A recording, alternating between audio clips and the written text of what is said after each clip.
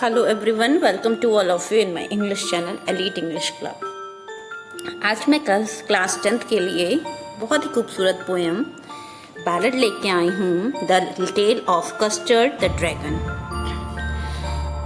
ये बहुत ही अच्छी पोएम है और ये मॉडर्न नैश के द्वारा लिखी गई है। आई होप आपको ये पसंद आएगी।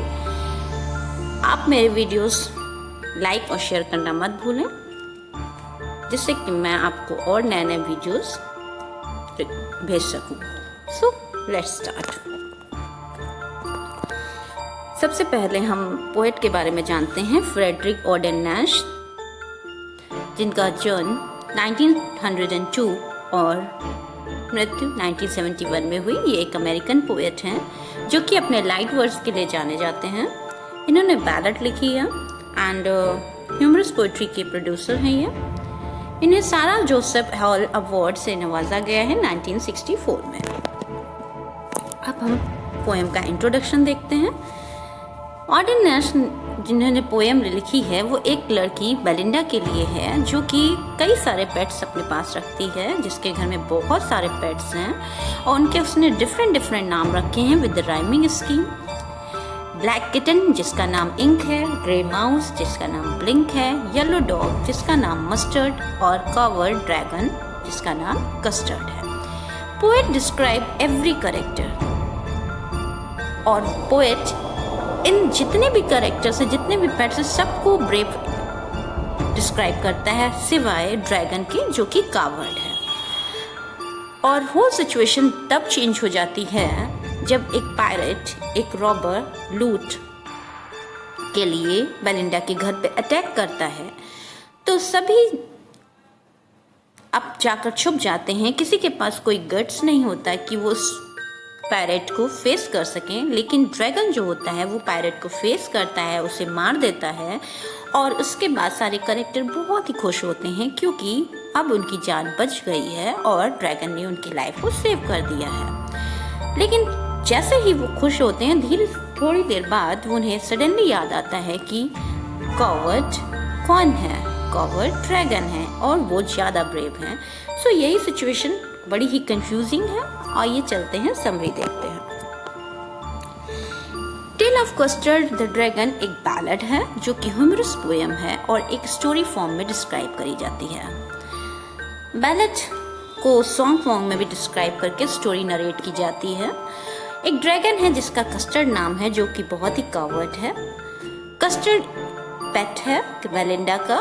बेलिंडा एक छोटी सी बच्ची है जो कि सफ़ेद घर में रहती है अपने पेट्स के साथ। उसके पास ब्लैक किटन है जिसका नाम इंक है, ग्रे माउस जो blink, yellow dog, mustard and covered dragon that is custard. Poet यहाँ पर कहता है कि सभी बहुत ब्रेव हैं सिवाय ड्रैगन के। ड्रैगन हमेशा डरता रहता है, किसी से बात नहीं करता है और सभी जो अदर एनिमल्स हैं, अदर पेट्स हैं, उनको ब्रेव एनिमल्स से यहाँ पर पोएट ने कंपेयर किया है, जैसे कि बेयर, टाइगर, लायन। लेकिन ड्रैगन जो है वो बहुत ही टिमिड है, बहुत ही डरपोक है। वो हमेशा एक सेफ प्लेस की डिमांड करता रहता है बेलिंडा से। सभी कैरेक्टर्स उसका मजाक उड़ाते हैं, बट एक रात में ऐसा होता है कि सरप्राइजिंगली कोई एक पायरेट उनके घर पे अटैक करता है। सभी बहुत डर जाते हैं और छुपना शुरू कर देते हैं, but to everyone surprise dragon tackle करता है सिचुएशन को और एट लास्ट वो उसे खा जाता है। जैसे कि सभी लोग कस्टर्ड के द्वारा सेव किए जाते हैं, वो सब उसे थैंक कहते हैं। बेलिंडा उसे हक करती है और then they realise that they were used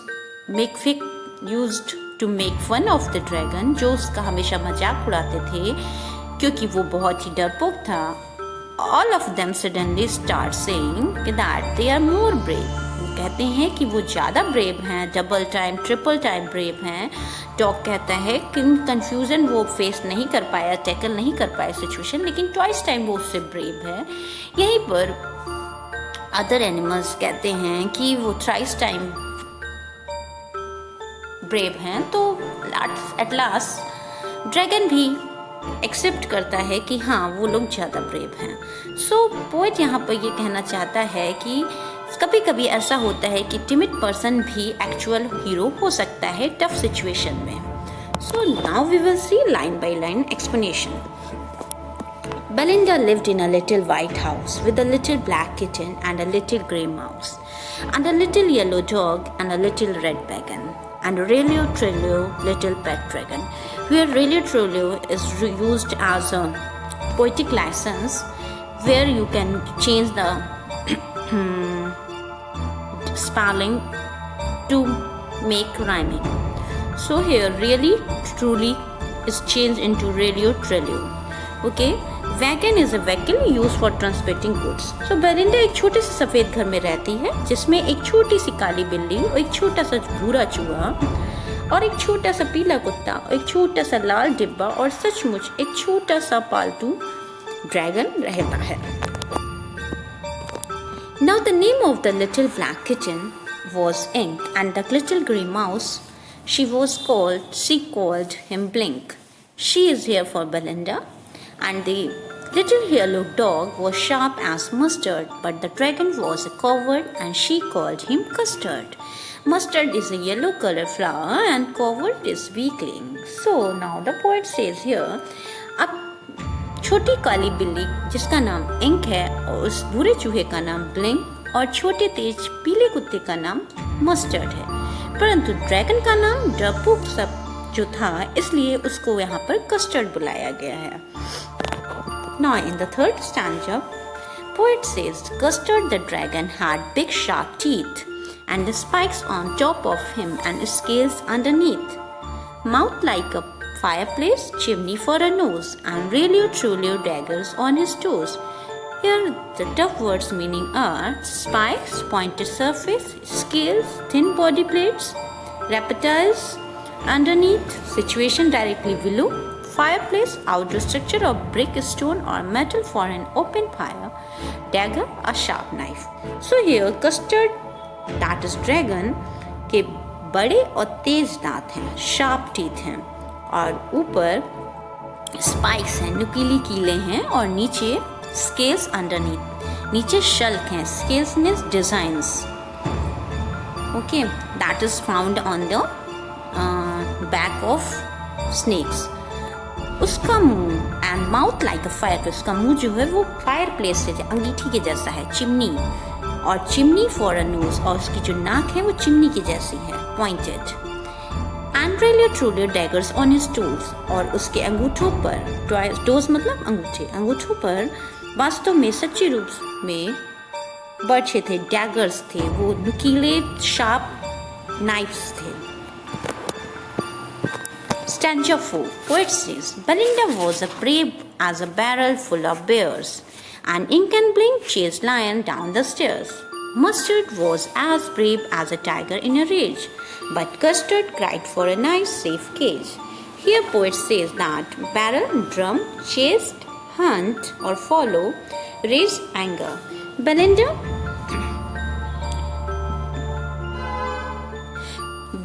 वैसे ब्रेव है जैसे कि बेयर्स होते हैं। अब bears, barrel full of bears, so she is just like as brave as a container of bears. Ink और Blink पीछा करते हैं लायंस का सीढ़ियों से, and Mustard was as brave as a tiger in a race. जैसे कि mustard वैसे ही ब्रेव है जैसे कि गुर्रा या बाघ बहादुर होता है गुस्से में, उसी तरीके से। But custard cried for a nice place, लेकिन कस्टर्ड हमेशा डिमांड करता है एक सुरक्षित सुंदर पिंजड़े की, क्योंकि वो अपने आप को सबसे दूर रखना चाहता है और सेफ रखना चाहता है। इन stanza 5, poet says, Belinda tickled him, she tickled him, unmerciful, cruel, tickle, stroke, to tease. In playing mustard, they rudely called him Percival. They all sat laughing in the little red wagon at the Trulio covered dragon. Percival, a knight of King Arthur's court. Belinda उसे बेरहमी से, cruelty से गुदगुदी करती है। Ink, Blink और mustard गुस्ताखी से उसे परसीवल कहते हैं। वे सभी छोटे लाल रंग के डिब्बे में बैठकर वास्तविक व सत्यता से डरपोक ड्रैगन पर हंसते रहते हैं। Belinda giggled till she shook the house. Giggle, laughing.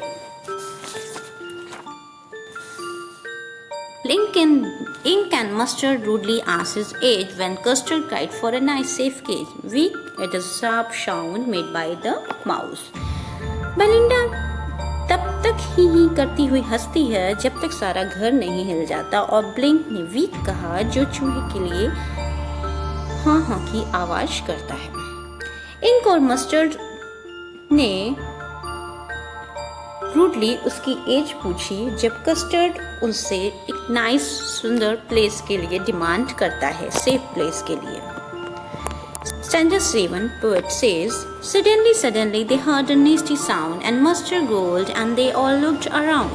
Meouch, cried Ink. Oh, cried Belinda, for there was a pirate climbing in the window. Nasty, a bad or unpleasant sound. Growled, barking. Pirate, a robber. Window, it is a window meaning. So, अचानक surprisingly एक आवाज सुनाई पड़ती है और mustard गुर्राता है और चारों तरफ देखने लगता है। इंक ने म्याऊ की आवाज निकाली और बेलिंडा आउच करती हुई बोलती है क्योंकि खिड़की से चढ़ता हुआ एक पायरेट, एक शिप डाकू वहां से आ जाता है और उन पर अटैक करता है। In stanza 8, poet says, pistol in his hand, left hand, pistol in his right, and he held in his teeth a cutlass bright. Her beard was black, one leg was wood. It was clear that the pirate meant no good. Pistol, a handgun, cutlass, a short sword, and with a curved blade. So here the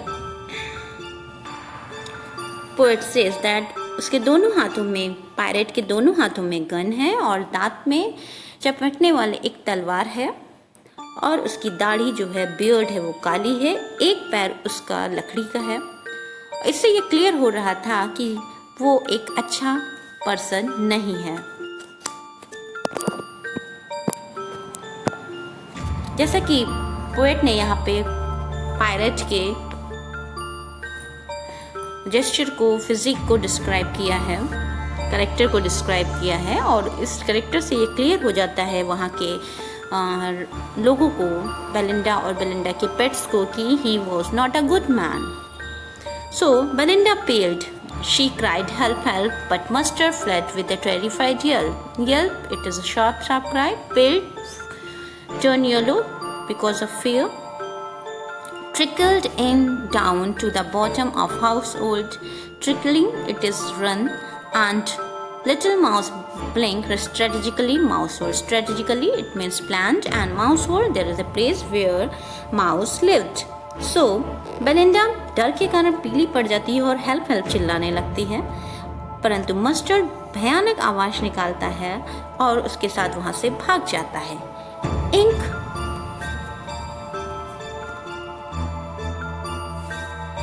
trickling करते हुए, भागते हुए वो छोटे से blink में घुस जाता है और little mouse blink strategically mouse हो और यूं नीति से अपने बिल में घुस जाता है। In stanza 10, poet says, but up jumped Custard, snorting like an engine, dragon clasped his tail like earrings in dungeon. With a clatter and a clank and a jangling squirm, he went at the parrot like a robin at a worm. Robin is a bird here, and a clatter clank, sound of hard object falling down on each other. Jangling squirm, sound of object falling on each other. Dungeon, underground prison. Clash, fighting, or you can say fighting, or snorting, make a sound, explosive sound. So यहाँ पर custard के बारे में बताया जाता है कि custard एक इंजन की तरह फूंकता है, आवाज निकालता है, घुर्राता है, और उसने गुफा में लोहे रूपी को वह अपनी जो उसकी जो पूंछ है उसको वो हिलाता है, जिससे कि वो लोहे की खड़खड़ की आवाज़ से वो डंजन में बहुत तेज आवाज़ आती, क्लैशिंग होती है, clatter and a clank.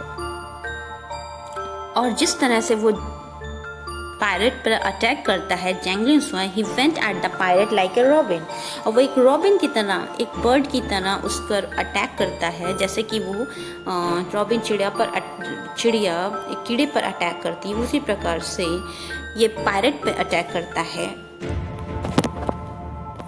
Then आगे क्या होता है, pirate gaped at Belinda's dragon, pirate and gaped some grog from his pocket flagon. He fired 2 bullets and then did not hit, and Custer gobbled him every bit. Then pirate gaped stared with mouth wide open. अपना मुंह खोलता है और उसने Belinda के dragon को बड़ी गहरी नज़र से देखता है, ऑब्जर्व करता है, and gulps some grog from his pocket dragon. फिर कुछ ड्रिंक जो कि उसकी पॉकेट में होती है वो उसे गल्प करता है, उसे पीता है, एंड ही फायर 2 बुलेट्स, और तब वो 2 बुलेट्स फायर करता है, गोलियां चलाता है, and custard गॉबल्ड him every bit, लेकिन कस्टर्ड को वो बुलेट्स नहीं लगती हैं, और देन कस्टर्ड उसे पूरा निगल जाता है। Belinda embraced him, Mustard licked him. No one mourned for his pirate victim. Ink and Blink and Glee did garage around the dragon that ate the pirate. Belinda इतनी खुश हो जाती है और कि वो उसको ड्रैगन को गले लगाती है, और मस्टर्ड उसे लिक करने लगता है, doggy. And no one mourned for his pirate victim. और पायरेट की मृत्यु से कोई भी मौन नहीं करता है, सैड नहीं होता है। इंक ब्लिंक उसके चारों तरफ नाचने लगते हैं खुशी से, around the dragon that at the pirate, और क्योंकि उसने पायरेट को खा लिया है या उसको निगल गया है इसलिए। But presently up spoke little dog Mustard, I would have been twice as brave if I had not been flustered. And up spoke Ink and up spoke Blink, we would have been 3 times as brave, we think.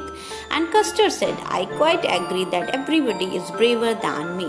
So Flustered is upset or confused. Belinda ने उसे गले लगाया, then जब गले लगाने के बाद suddenly उसको याद आता है लिटिल डॉग मस्टर्ड को कि यदि वो घबराया नहीं होता तो वो उससे 2 गुना बहादुर होता। एंड अप स्पोक इंक, और तभी इंक बोलती है और ब्लिंक भी बोलता है कि वो उससे 3 टाइम्स बेटर ब्रेव हैं, यदि ये उनका मानना है। कस्टर्ड भी लास्ट में एग्री करता है कि तुम सब बहुत ही ज़्यादा ब्रेव हो मुझसे। So at last Belinda still lives in her life little white house. Belinda फिर से लास्ट स्टैंजा में पोएट कहता है, इस अटैक के बाद फिर से वो नॉर्मल लाइफ जीने लगते हैं अपने वाइट हाउस में। बेलिंडा अपनी वही ब्लैक किचन के साथ रह रही है, ग्रे माउस के साथ और येलो डॉग के साथ और रेड वैगन के साथ। Her realio trulio little pet dragon, Belinda is as brave as a barrel full of bears, और बेलिंडा उसी तरीके से ब्रेव है जैसे कि बेयर्स का, भालुओं का झुंड। एंड ड्रैगन उसी तरह से कवर्ड है और वो अपने नाइस प्लेस के लिए, अपने सेफ प्लेस के लिए डिमांड करता रहता है। Ink Blink chase lions down the stairs, और इंक ब्लिंक का काम है बस लायंस की तरह चेस करना।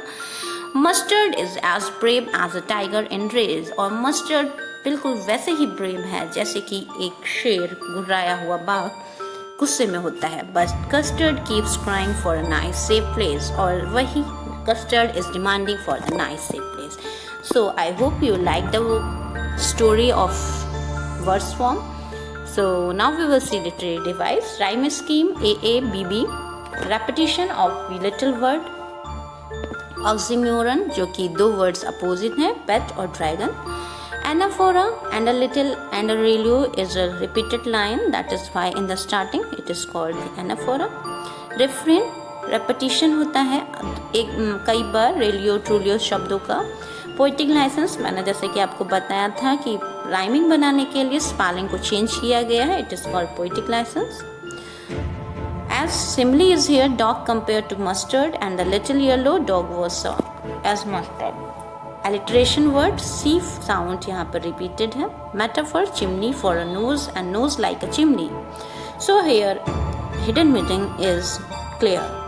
अल्यूजन का ही प्रयोग हुआ है क्योंकि यहाँ पर एक ऐसे परसिवल पर्सन का यूज़ किया गया है जो कि नाइट है, किंग आर्थर का। पर्सोनिफिकेशन, इंक, ब्लिंक और Mustard they are rudely called him Percival, क्योंकि वो लोग उसे परसिवल बुलाते हैं, पर्सोनिफाई करते हैं, एक मानवीकरण देते हैं, इस वजह से यहाँ पर पर्सोनिफिकेशन है। सो आई होप आपको ये वीडियो पसंद आया होगा। यदि कोई क्वायरी हो तो प्लीज़ कमेंट बॉक्स में कमेंट करना मत भूलिएगा। Like and share my video. Till then take care.